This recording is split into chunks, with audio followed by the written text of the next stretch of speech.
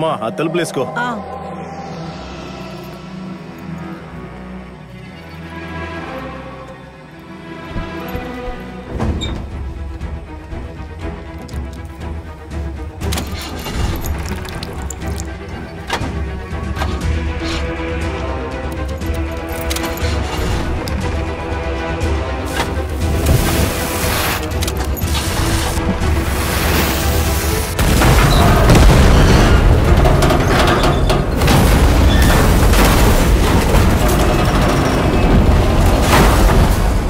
ఎక్కువ సమయం తీసుకోకుండా వెంటనే అవరా సిటీలోకి వచ్చాడు గండంగిరి నారాయణ్ని చూడటానికి.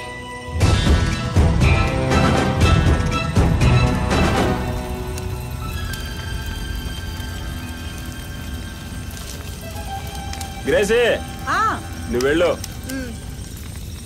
తర్వాత ఈ రోజు నువ్వు రావటం వల్ల రేపు క్వారీకి పనికి రాకుండా ఉండకో.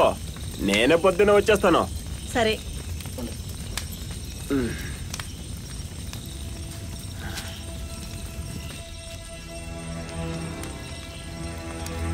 మసక చీకటిలో రాత్రి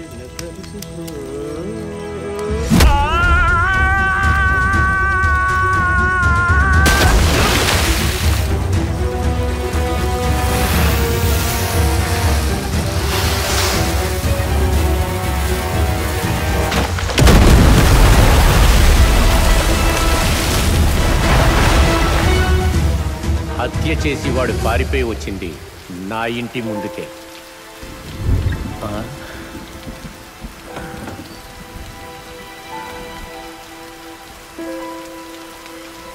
రే యాంటనీ,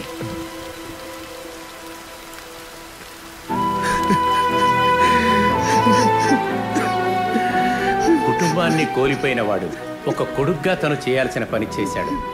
అందుకోసమే నేను వాడిని వెంట పెట్టుకొని ఉన్నాను. యాంటనీ రాక్షసుడే, కాని మంచివాడు. ఆ రోజు వాళ్ళ నాన్న అమ్మేసిన భూమిని, ఇంటిని, ఫ్యాక్టరీని కష్టపడి వాడు మళ్ళీ సంపాదించాడు. ఈరోజు ఈ సిటీ మొత్తం వాడి చేతిలోనే ఉంది.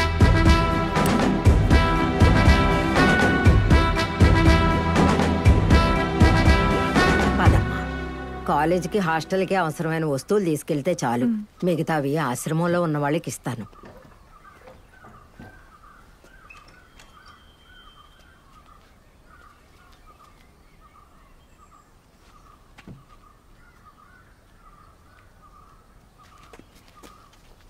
ఒంటరిగా ఉంటున్నానని నువ్వేం దిగులు పడకు. యాంటోనీ నీకే లోటు రాకుండా చూసుకుంటాడు.